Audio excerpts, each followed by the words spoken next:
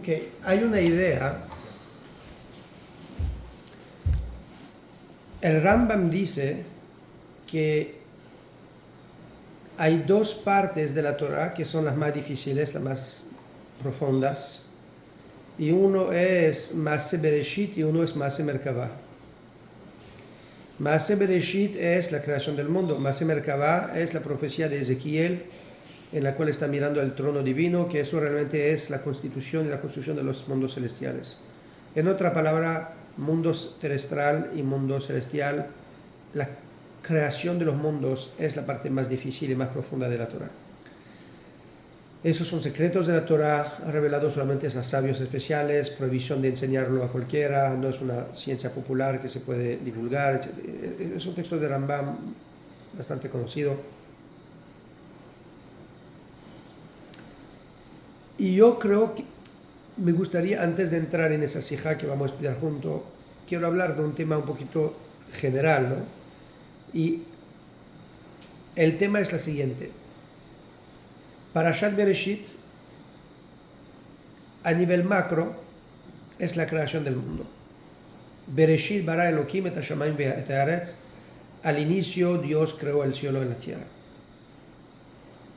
Y después vamos a tener 2 capítulos en los cuales la Torah nos va a explicar cómo Dios creó el mundo. Son 2 capítulos distintos, con cambios menores en la fórmula que Dios crea y la forma que Dios crea el hombre principalmente. Y eso me hace un poquito pensar que realmente es la segunda cosa de la Torah, el segundo evento importante que está repetido en la Torah con versiones distintas. Eso y Matan Torah. Sajor y Shamor.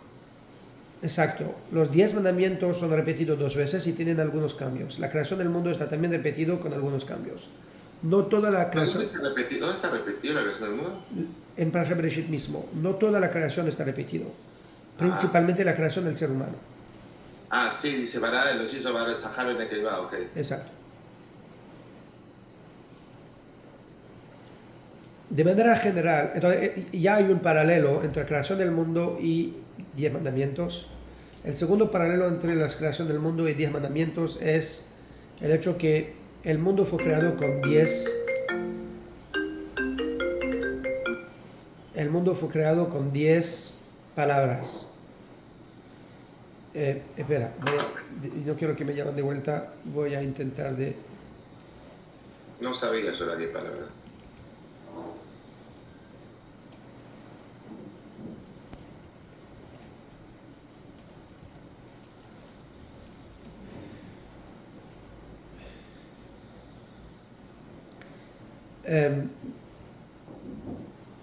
El mundo fue creado en 10 palabras. Dice la Mishnah, Be'asara ma'amarot nivra olam. En 10 palabras el mundo fue creado. Y también tenemos 10 mandamientos. Entonces tenemos un paralelo entre los 10 mandamientos y la creación del mundo. Y el paralelo está no solamente en la forma de hacerlo, sino también en la forma de contarlo. En la forma de contarlo tiene 2 formas. Ahorita hay miles de cosas que podemos decir sobre Bereshit, son todas lindas y verdaderas. Pero lo que me gustaría decir es, antes de todo, muy preambular. La Parashat Bereshit es el cuento de la creación del mundo. Y si estoy considerando la Torah como un libro religioso, puedo entender por qué la Torah quería contarme que Dios creó el mundo. Porque yo, como judío y hombre religioso, la Torah quiere que yo creo en Dios, creador del mundo, maestro del cielo y la tierra. Lo que no entiendo es cuál es la necesidad de contarme cómo Dios creó el cielo y la tierra.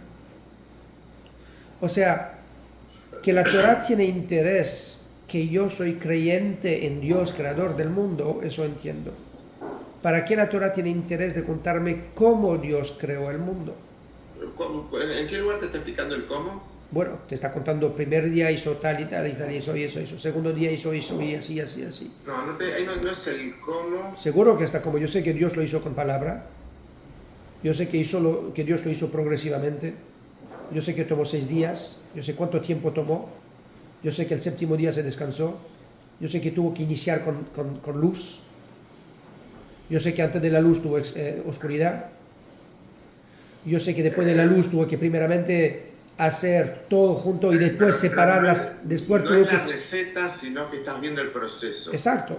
Está mostrando el proceso, no la receta. No, es el proceso y la receta, solamente que la receta es un poquito más compleja de verla, y eso es lo que Rambam se refiere cuando está hablando de Maaseh Bereshit y Maaseh Merkavah. O sea que los secretos de la creación están en ese capítulo. Hay partes más fáciles de entender que otras y más obvias que otras. Pero el hecho mismo de entender que primeramente tiene que tener todo junto y después tiene que separar luz de oscuridad, 10 de día, después tiene que separar cielo de la tierra, etcétera, etcétera. Todo el proceso, la aparición de la vida con los árboles, el hecho que los astros, cielo y luna y el sol aparecen solamente en el cuarto día, a pesar que tenemos el día y noche desde el primer día. O sea, desde el primer día tenemos día y noche, pero el sol y la luna aparecen en el cuarto día. Entonces, ¿qué significa luz y oscuridad sin sol y luna? Muy bien, entonces ya tenemos que entender que estamos hablando de otro tipo de luz. Ya sabemos que la luz del primer día es una luz, y la oscuridad son luz y oscuridad que ambos no son visibles al ojo humano. Tenemos entonces que interpretarlo más de forma energética. Entendemos luz a forma energética, que se traduce en luz porque actúa como la luz, o que la luz actúa como esa energía.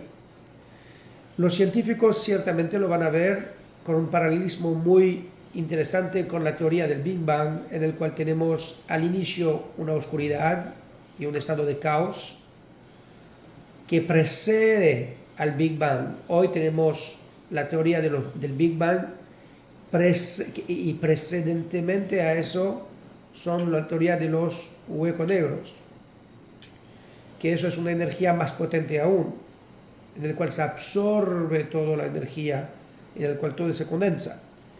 Entonces, tenemos una fórmula en la Torá bastante cerca de la teoría científica, ¿okay? Con teoría de black hole, con el concepto, por ejemplo, interesante, el segundo versículo de la Torá es Ve'aretz hayta tohu vavohu. La tierra era tohu y bohu. ¿Cómo traduce tohu y bohu en español? Caos. Caos. En general tohu y bohu es caos. Así lo traduce. Traducido como caos. Sí, está mal traducido. Es mal traducido, es correcto. Pero la traducción es caos. La tierra era caótica.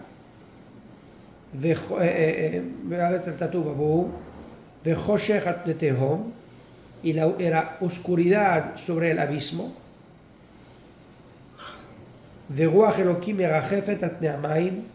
Y el Espíritu Divino planeaba sobre las aguas. La pregunta que tenemos obviamente es: ¿de qué agua estamos hablando? ¿Dónde hay agua? ¿Quién dijo que había agua? No creó el agua todavía. Somos previo al Big Bang. Pero el segundo punto interesante es que sabemos en el segundo día, aquí estamos previo al primer día, previo a la luz del primer día. Y lo que hay es que en el segundo día solamente Dios va a separar las aguas superiores celestiales de las aguas inferiores terrestrales. Entonces, cuando hablamos del agua en el segundo versículo, ¿de qué agua estamos hablando? Claramente no del agua terrestral como la conocemos hoy, porque no fueron separados todavía. Entonces, el agua del cielo. Bueno, pero ni tampoco del agua del cielo, porque no estaba todavía separado. Pero al estar mezclado, está pegado. Sí, pero el agua del cielo toma su identidad y su entidad como agua del cielo después que lo separaste del agua terrestre. Es un agua particular definido que eso es. Shamaim. Shamaim significa Shamaim. Ahí es el agua. Y también es Shumaim, fuego y agua juntado.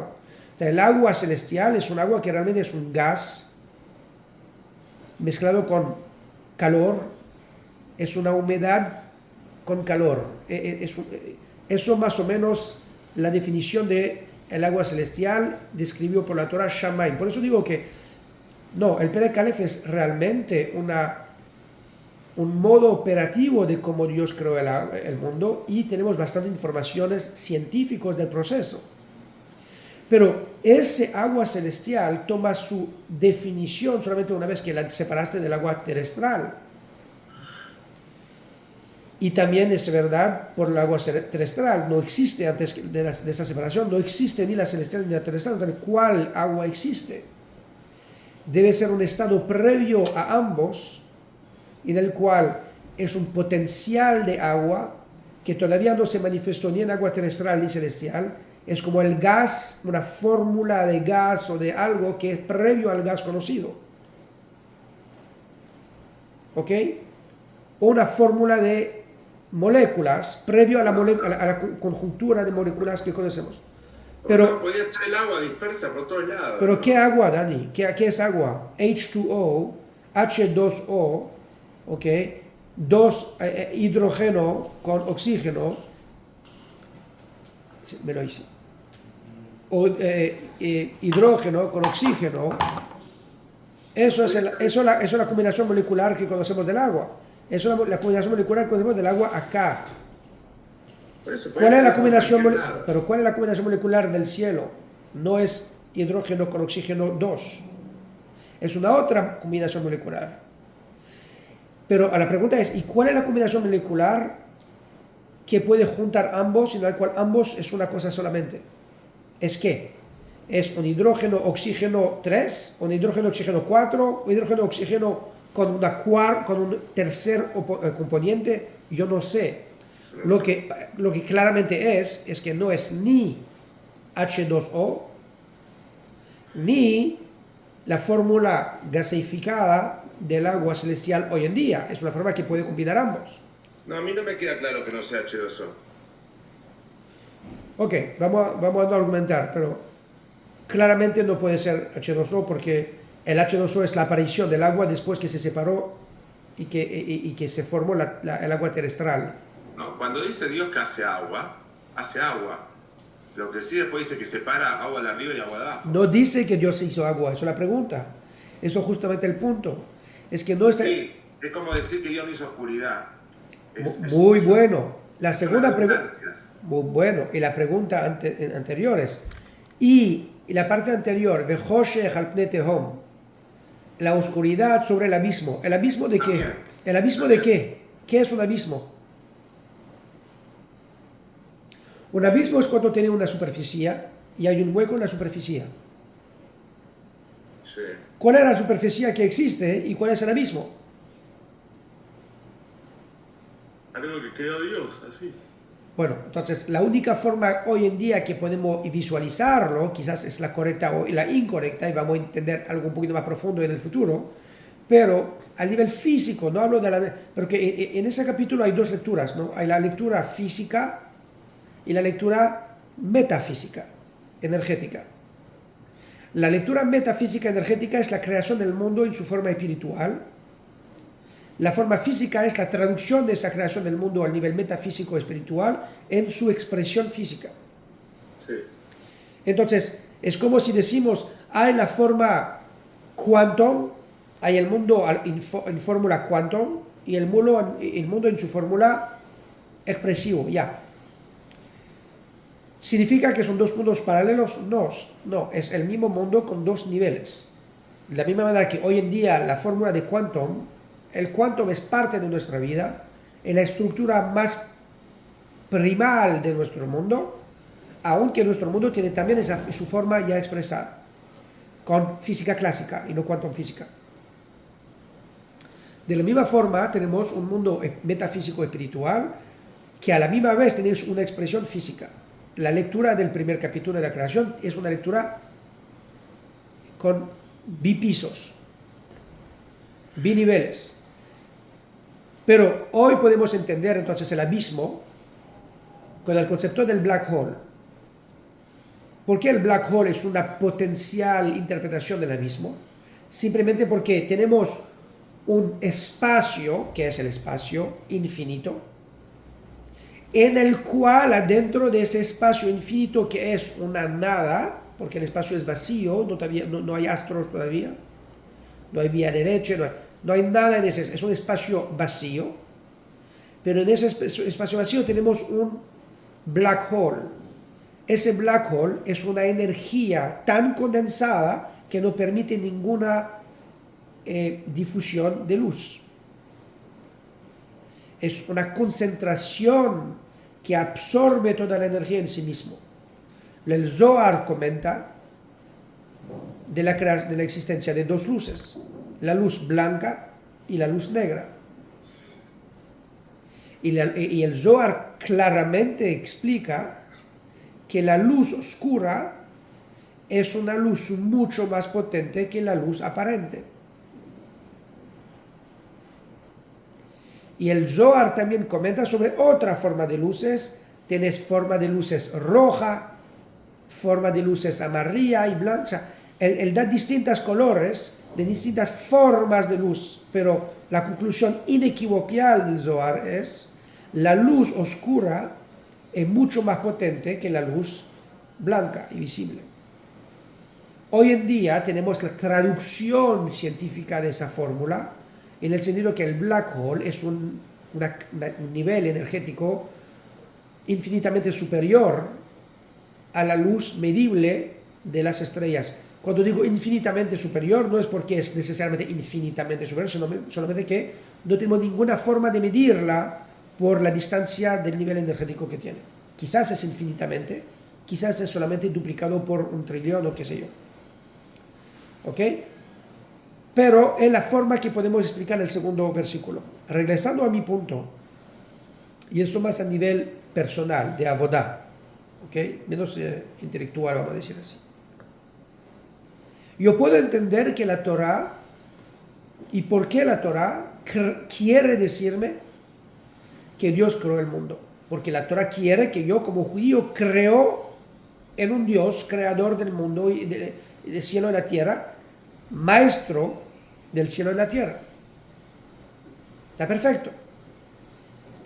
Pero ¿para qué la Torá necesita contarme cómo Dios creó la tierra y cuál fue el proceso de la creación de la tierra? Yo no estoy acá para ser un Dios y creando otros mundos. Entonces, ¿para qué saber el proceso y el modo operativo? Y quizás podríamos ofrecer la respuesta siguiente. Es que realmente el modelo con el cual Dios creó el mundo es importante para Hashem de contárnoslo, simplemente porque no es solamente la forma que Dios creó el mundo, sino que es la forma genérica de la creación de cualquier mundo. Cualquier mundo que cualquier entidad quiere crear, siempre va a tener de pasar por ese proceso. ¿De qué mundo estamos hablando? De cualquier mundo, de cualquier universo, de cualquier espacio en el cual quiere evolucionar algo. ¿Qué es un mundo? Un proyecto que tengo en mi mente, del momento que tengo esa idea germinando, ese deseo al inicio, un deseo de hacerlo, hasta que junto a mis socios lo hablo, junto a inversionistas, y hago una compañía y un producto, y eso toma una forma y una vida por sí mismo. Que sea una compañía, que sea crear una familia, que sea crear una amistad, que sea crear cualquier proyecto de mi vida, que sea crear una idea, escribir un libro, una película, el cuento. Al final, cualquier mundo que va a crear, físico, virtual, intelectual, emocional, una combinación de todos, no importa. La creación de cualquier mundo pasa por ese proceso, en el cual al inicio tiene toda una condensación de todo adentro, del cual va a extraer los elementos poco a poco, y lo más complejos más adelante, y al inicio va a tener la cosa mucho más macro, hasta que poco a poco llega al micro y al más detallado, hasta que la forma de vida más compleja, que es el ser humano, viene el último. Un poquito el modelo de empresarial de hoy, empezando con tu producto MVP, Minimal Viable Product, hasta que va a desarrollar más detalles. A nivel más detallado vamos a hablar. Me parece medio rebuscado, porque la creación del mundo es algo mucho más grande. Más Obviamente, difícil. obviamente. Pero cuando vas a crear algo lo más parecido, va a ser creando una familia. Creando una familia es lo más parecido a la creación de un mundo. Estás creando seres con la complejidad que Dios creó. Sí. Y eso es el producto puro de tu cerebro y tu cuerpo. Pero realmente al inicio hay también una oscuridad y una luz. Y tienen que ser parte del proceso. La luz es el deseo, la pulsión sexual, y antes de eso la pulsión personal. Antes de la sexual. La pulsión de la unión, la pulsión de la atracción. La pulsión conceptual es de hacer una familia, de tener una continuación. Es un deseo. El origen de la creación, de la reproducción, es un deseo. Al igual que en Dios. Pero es un deseo muy desconocido. La raíz de nuestra creación y nuestra pulsión es nuestra atracción a hacer. La raíz de nuestros deseos conscientes es un subconsciente totalmente oscuro y desconocido. Pero ahí está el Espíritu de Dios. Y eso me lleva a una conclusión que podemos tomar de esa Parashat Bereshit. Y la conclusión es la siguiente. Tenemos tendencia siempre a apreciar el orden, la luz, la creación y la evolución de las cosas. Y tenemos esa misma tendencia de tener miedo del caos, de la oscuridad, del abismo y de distanciarnos de nosotros. Y es natural, porque en un caos tenemos difícil a predecir cómo vamos a poder evolucionar, vivir y seguir. Pero tenemos que recordar una cosa de Bereshit. La lección, quizás la primera lección de Bereshit, porque es el primer versículo después de la introducción. Versículo introductivo, primer versículo de la Torah, al inicio Dios creó el cielo y la tierra. Punto. Eso es suficiente para que yo como judío pueda creer en un Dios creador del mundo. Ya es suficiente a nivel religioso. Desde el versículo número 2 es el modo operativo de cómo Dios creó la tierra, el cielo, la tierra, el mundo.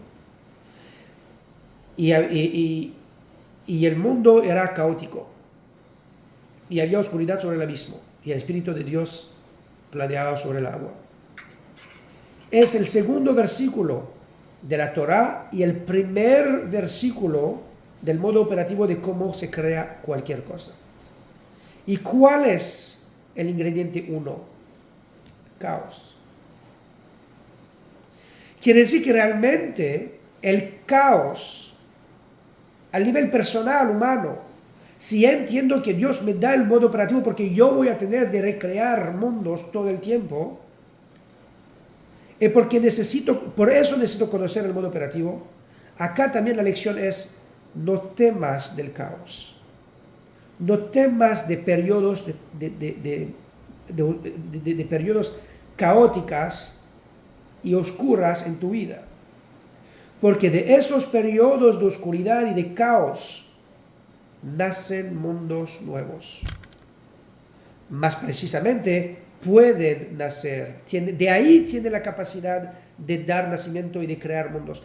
Pero si no pasa por esa etapa, jamás van a poder crear un nuevo mundo. Va siempre a perfeccionar y mejorar un mundo ya existente. ¿Quieres crear algo nuevo? Tienes que pasar por un periodo totalmente oscuro, negro, caótico. Abismo. Si querés hacer algo nuevo, tenés que generarlo vos el caos. Muy bien. Ahorita, ¿cómo podemos pensar del caos como el motor motriz, la fuerza motriz de la creación? Y acá podemos pensarlo de manera muy simplificada. Ok, tengo un edificio ya establecido y quiero hacer una torre muy linda. Tengo que destruirlo para poder dar espacio a la torre nueva. Eso es una forma real, correcto, y es verdad, un poquito simplificado. Yo creo que es un poquito más sutil que eso, porque en hebreo la palabra tohu bohu no es caos. ¿Cuál es la traducción del tohu? Muy bien. Es un mahloket de los Rishonim. Tohu Tohu vavohu. Pero es tohu bohu. Va es i. Era tohu y bohu. Y los Rishonim tienen mahloket fascinante. Los sabios judíos tienen una discusión fascinante sobre la definición del tohu bohu. ¿Qué es tohu bohu? Rashi tiene su fórmula, Ramban tiene una otra fórmula, otro Rishonim una tercera, pero todos están alrededor de los mismos conceptos fascinantes. Mi entendimiento al final es, tohu y bohu es la descripción del átomo,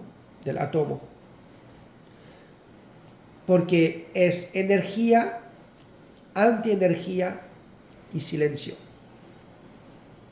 Quiere decir vacío. Energía, antienergía, vacío es la composición del átomo.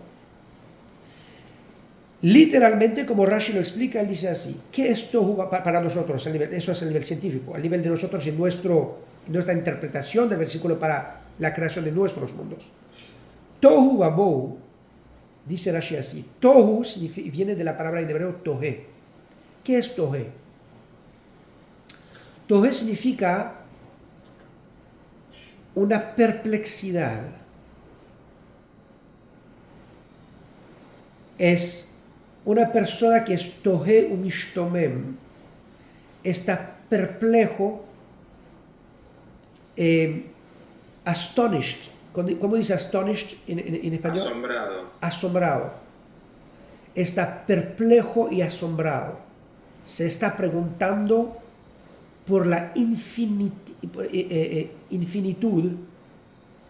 del desconocido. ¿Y cuál es la pregunta que está haciendo? La pregunta que está haciendo es bohu. ¿Qué es bohu? En él, ¿qué es? Está reflejando sobre una entidad que no tiene ni idea de qué es. Entonces, la definición de tohu bohu es realmente un observante. Así Rashi lo explica. Que refleja, está asombrado y perplejado, cuestionando por el desconocido infinito de qué es.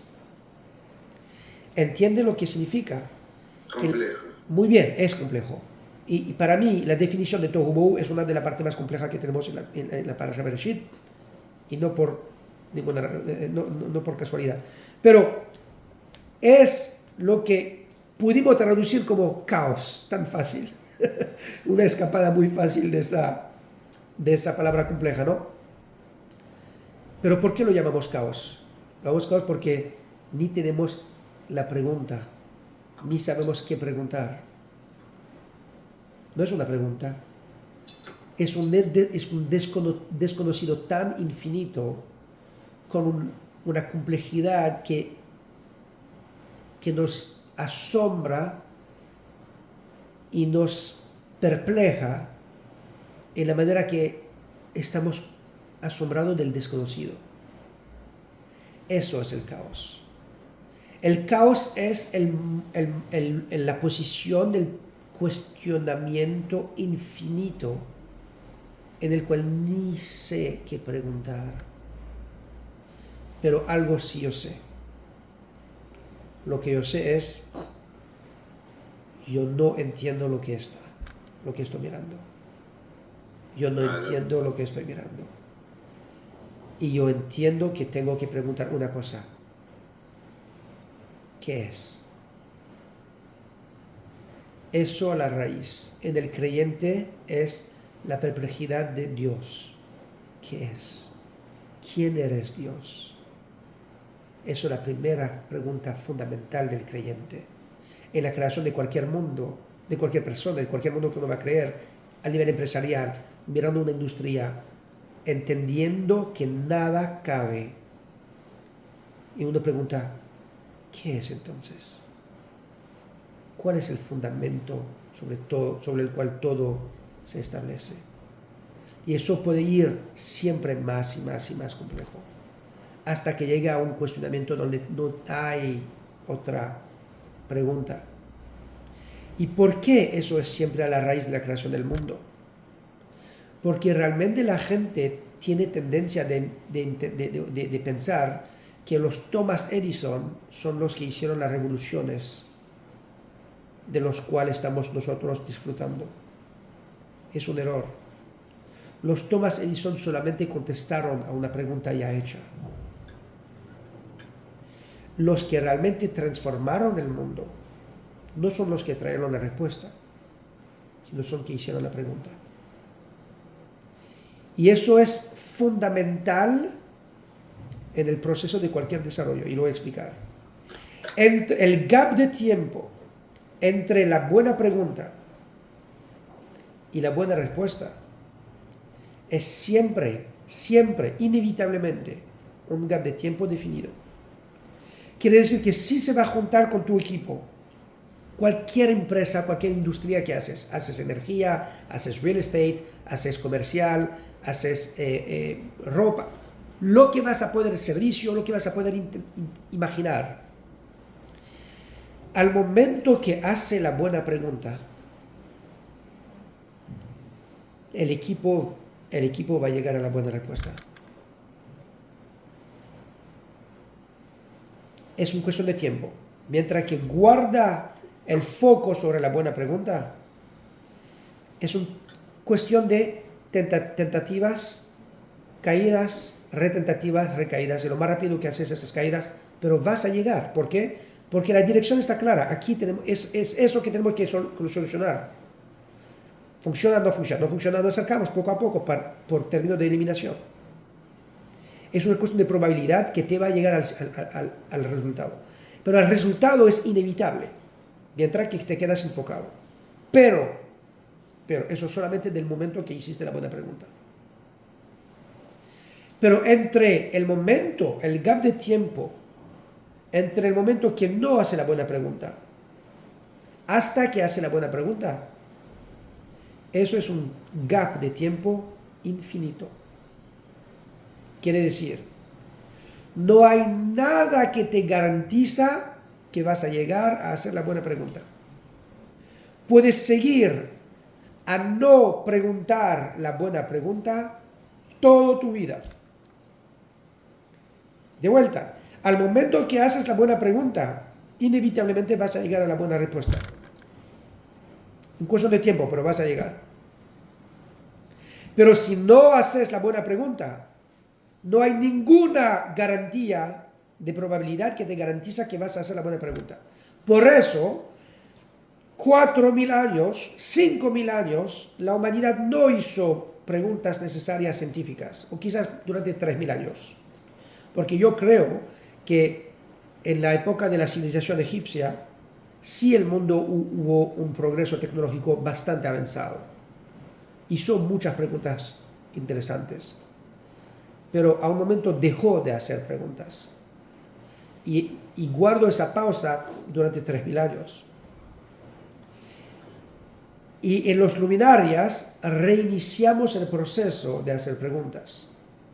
Esas preguntas filosóficas al inicio inevitablemente nos llevaron a respuestas. Lo que hizo los breakthroughs no eran las respuestas de los científicos y Thomas Edison. Eran los cuestionamientos y antes de esto la aceptación que desconocemos lo que nos rodea. La aceptación que desconocemos todo. La desconstrucción de nuestro entendimiento del mundo. La aceptación que todo lo que nos rodea es un caos absoluto, un desconocido absoluto, que nos forza a hacer una simple pregunta. ¿Qué es? Ese inicio de proceso inevitablemente nos llevó a una conclusión, a respuestas en el cual hoy podemos comunicar nosotros dos de un país al otro por videoconferencia. Me gustan las conclusiones de tu charla, del tema de generar el caos, de que el caos genera la construcción, de que hasta inclusive generar el caos es lo que hay que hacer. Tenemos que Correcto. crear el caos. Me gusta el tema de la pregunta. Me parece que si vas a dar una charla de esto, te vas muy lejos y muy arriba a un nivel muy complejo para traerlo. Tenés que buscar una forma tal vez un poquito menos compleja para traer y llegar a eso. Menos simplificada, dices. Sí, sí, Eh, sí. Están buenas las conclusiones. Está bueno de dónde lo tomás, pero sin ir tan no sé, al átomo, no sé. No, como que te vas un poquitito muy por un nivel más difícil de seguir y que no es tan relevante, si es relevante la conclusión. La conclusión está buena. La verdad es que el valor de la pregunta, el valor del caos, y que podemos hacer las dos cosas, generar la buena pregunta y generar el caos. es desde el caos que nace la luz. Bueno, pero en vez de quedarnos en la luz esta, podés generar una luz más grande haciendo un caos nuevo. Eso es justamente el punto. Es que Bueno, la gente piensa que el mundo empezó a ser creado al tercer versículo. Dios y no, dijo, la luz, el caos, la primera creación es el caos. ¿No? muy bien, la gente se equivoca, equivocamente, pero la no, gente no está piensa que eso, el no inicio lo del dice. mundo es, y Dios dijo que sea luz, y fue luz. No, eso es el tercer versículo. Bueno, pero El ¿cómo mundo empezó creó? al segundo versículo, caos. Eso es la Bueno, porque primera está etapa. hablando de la creación del mundo. Entonces está hablando de la creación del mundo y dice, ¿cómo empezó la receta del mundo? No dijo la creación de Dios, que es preexistente al mundo. Muy bien. Eso la Y no pregunta. está la creación de Dios. No, No estamos hablando de la creación de no Dios. está la creación de Dios, y la razón simple es, no puede existir la creación de Dios. Dios no es creado. No, Dios no es creado y no tiene antes ni después, no tiene Exacto. Es la única entidad mantener. que es previo al tiempo. El tiempo es una creación que viene junto a la luz. El tiempo viene junto a la luz. Sí, pero antes tiene que haber generado la oscuridad o el caos. Pero ahí no hay tiempo todavía. El tiempo es un orden que separa de manera muy distinta el pasado del presente del futuro. O sea que hasta que no hizo luz no hizo tiempo. Exacto. El Ramban opina que en la creación de la luz era la creación también del tiempo. Me pregunto qué opinarían. Pero para contestar de manera muy simplificada sobre la antecedad de Dios y la eternidad de Dios y la creación de Dios, si podemos decirlo así. Obviamente tenemos la palabra, la frase de Karl Marx, y el hombre creó Dios, ¿no? Y al inicio Bueno, el hombre creó Dios, está bien. Pero pero sin hombre tampoco hay Dios. Dios está siempre. Sin hombre no hay conciencia de Dios. Y sin No hay conciencia, conciencia. y la pregunta filosófica es y si no hay conciencia de algo, ¿la cosa existe o no? Es una pregunta que no es solamente filosófica, es también una pregunta metafísica que impacta la física hasta hoy en día, sobre todo la teoría de la ilusión de la creación, etc. Pero según la Torah, la creación es real. Pero el punto es, la imagen simple es, tenemos todavía hoy en día ejemplos muy simples de cosas intemporales que nunca fueron creados, que solamente fueron descubridos. Un ejemplo. La ley de la relatividad. No, la ley de la relatividad es una ley que yo descubrí después que fue creada, pero no siempre existió. Existe solamente una vez que el mundo, el espacio y los astros existen. Es una relatividad Okay. entre los astros, Otra cosa. velocidad y espacio y tiempo. Pero 1 y 1 son 2. 2 y 2 son 4. ¿Cuándo fue creado eso? Quizás uno puede definir el tiempo en el cual el ser humano entendió esto. Pero eso es solamente un descubrimiento. No es una creación. El hecho que 1 y 1 son 2 es una realidad en sí mismo, se autosostiene. Si hay alguien que toma conciencia de saber de realidad o no, nunca impide a la realidad de uno y uno son dos. Al nivel conceptual, ese concepto tiene eternidad. Siempre existió, siempre va a existir. No sé si siempre existió. Siempre existió porque uno y uno siempre era dos. O sea, aún si tiene un mundo para que haya eso tiene que existir uno. Sí, pero aún si va a tener un mundo paralelo en el cual el uno y uno son tres, no, puede ser... No existía nada, había uno. No, pero si no hay uno, pero el concepto no necesita, quizás no puedes saberlo, pero el concepto siempre sea real. El concepto siempre queda real. Y aún que con la teoría de la relatividad puedes llegar a una conclusión que uno y uno son tres, no impide todavía a la otra realidad que uno y uno son dos. O sea, no es una realidad y una verdad exclusiva de las otras verdaderas y otras realidades potenciales, pero es una verdad y una realidad en sí que se mantenga independientemente de tu conciencia, de tu agradecimiento, de tu apreciación de esa verdad o no. No estoy de acuerdo. Dios podría hacer que 1 más 1 sean 3. Podría ser, pero el hecho que uno y uno son dos es una verdad independientemente de tu entendimiento o no. Sí, pero que Dios lo puede cambiar así. Pero aún si lo cambia. Entonces, pero para eso, como lo puede cambiar así, no es una verdad absoluta. Es posible que ya lo cambió. Es posible que ya lo cambió. Eso todo el punto de la relatividad de Einstein. Es que hay otras fórmulas con la relatividad de espacio y tiempo en el cual uno y uno pueden dar un 3. La teoría del quantum es que el 1 y 1 no resultan en 2 necesariamente.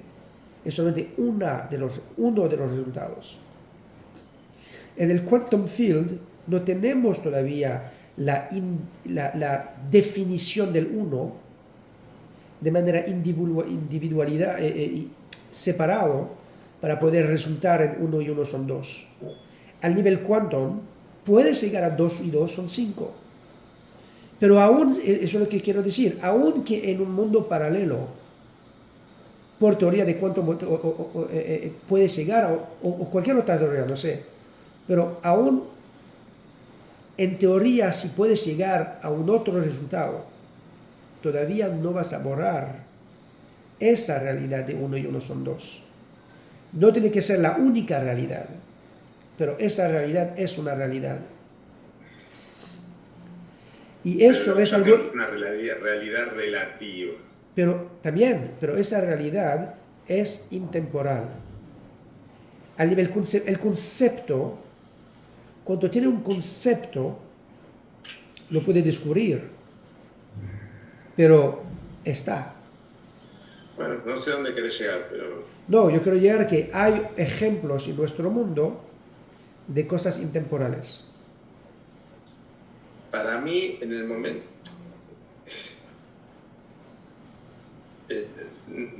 disiento de eso, pero por un punto religioso. Porque eso, si decís eso, es como que estás diciendo algo que es independiente de Dios. No existe eso. Nuevamente. Para que sea temporal y que sea una verdad independiente del desarrollo del humano, lo que sea, es que tiene que ser independiente de Dios y no puede ser independiente de Dios. No, eso, tu independencia de Dios solamente te permite de poder tomar conciencia de eso. No, la independencia de Dios es de la teoría matemática y no puede ser independiente de Dios. ¿Por qué tiene que ser independiente? Justamente para que sí que exista, independientemente de que lo reconozcamos o que lo veamos, etcétera, está esa realidad. Estás dando una entidad de que es real, de que es absoluto. Y esto no es real ni absoluto, depende de Dios. Entonces, jamás puede ser real absoluto porque depende del Dios que lo creó, que lo hizo ahora que sea así. Estoy de acuerdo, es una buena nota que entonces, haces. nunca puede ser real, independiente, absoluto y estar. ¿Por qué? Porque Dios lo quiere así, mañana lo quiere distinto. Entiendo, pero sí puedes, al menos desde este punto de vista, llegar a una base de entendimiento en el cual algo existió sin que tú lo creaste y nadie lo creó. Fue descubrido. No, Dios lo creó. Correcto, pero llegas a un concepto en el cual hay un concepto que es real independientemente del tiempo y de la persona. O sea, alguien creó el concepto. No, Dios lo dejó ahí para que lo encontremos, es como una fruta. ¿Sí?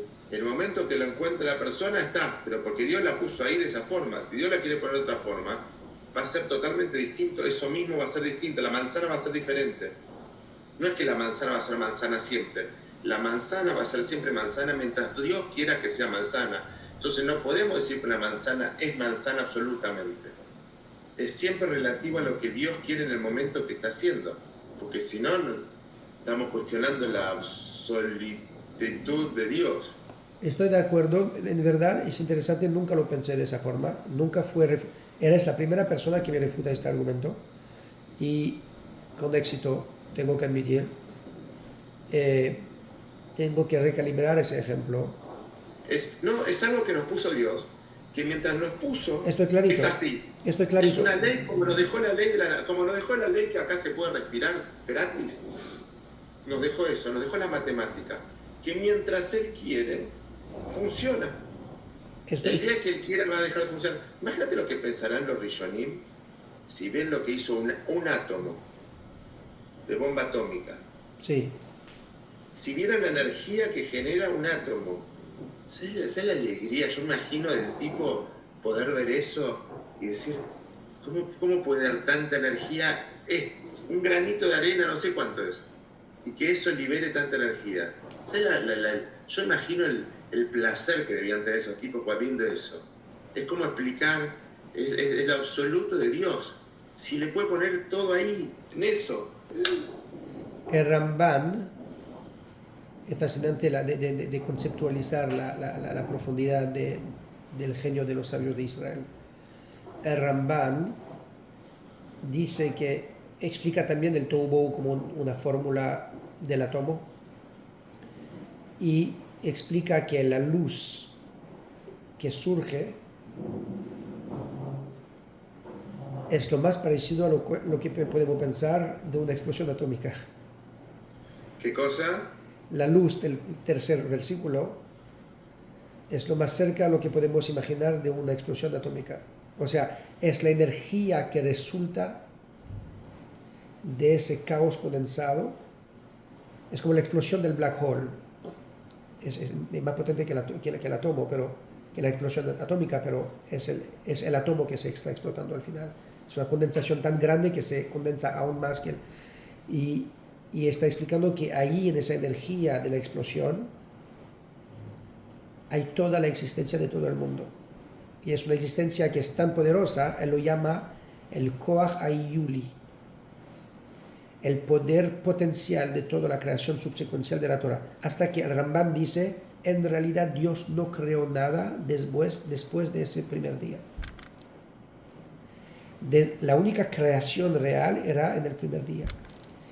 Y desde el segundo día, la única que Dios hizo es extraer de la existencia ya existente los elementos. Es un proceso entonces de evolución. Y estamos siempre intentando ¿Qué dice esto el Ramban? Correcto, no solamente, otro Rishon también. Es fascinante de pensar, crecimos sobre esa teoría que la evolución y el darwinismo es totalmente opuesto a la religión, etcétera, bla, bla, bla. Realmente es totalmente falso.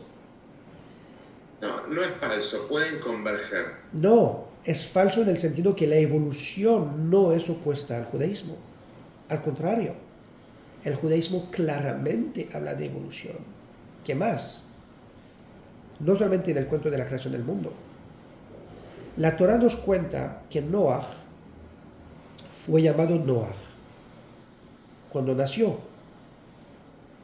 No después del diluvio, cuando tuvo trajo paz en el mundo, sino cuando nació.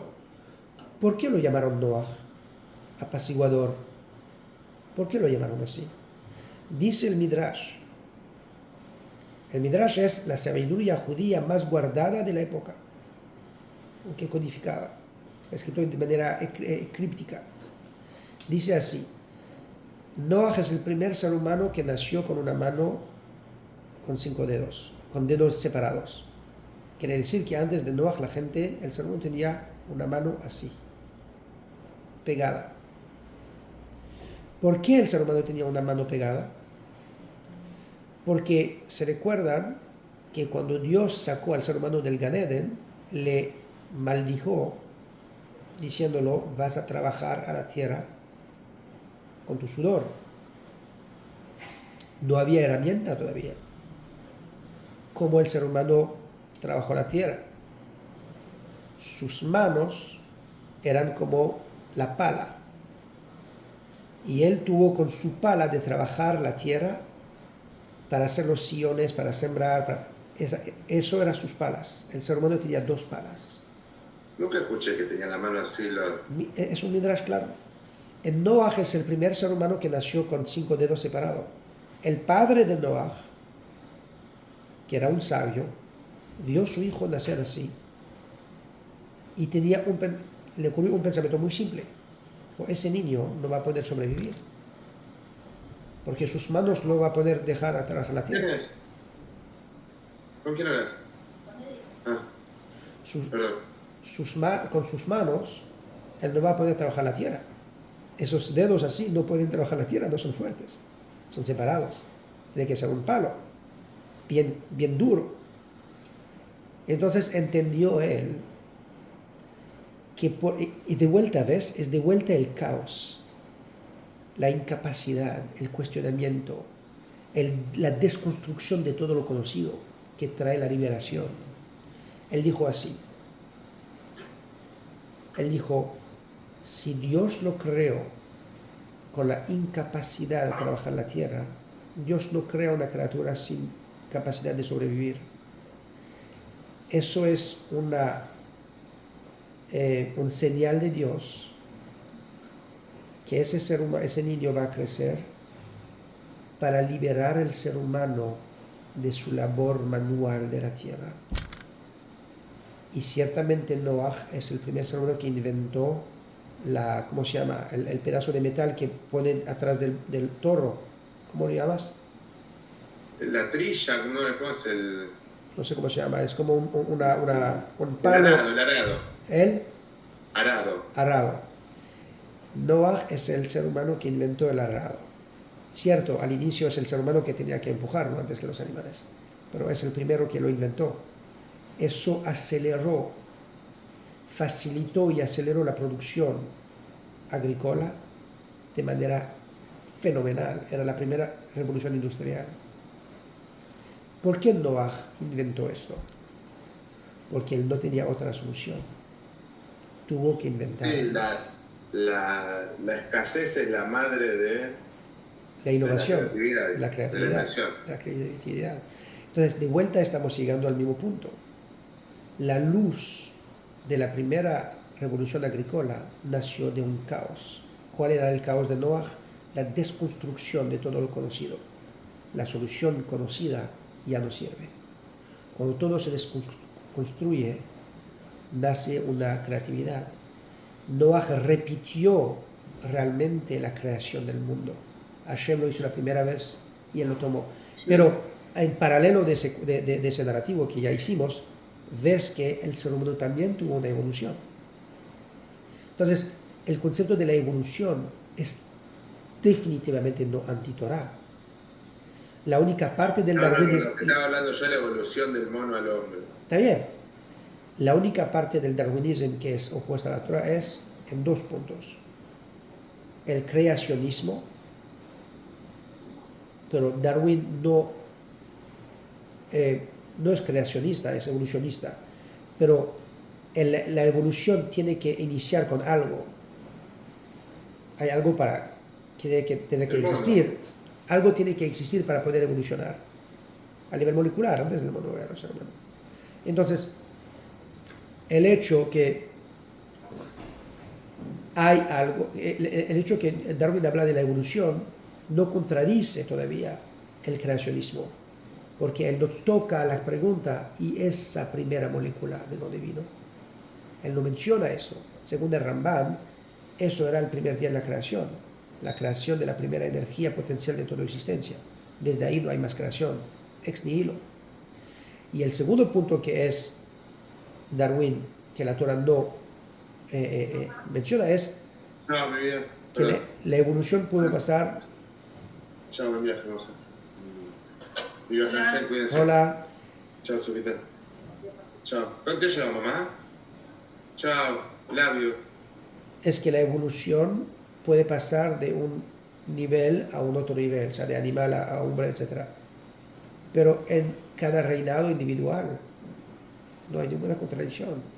¿Qué más? La Torah claramente habla que la tierra extrae sus plantas. Sí, no, sin duda. Bueno, me tengo que ir. Dale. Me tengo que ir. Te saludar acá, me tengo que bañar, tengo que pedirle gente a casa. Aquí Chávez. Bueno, Gui Chávez, chao. Hasta luego. Hacelo más.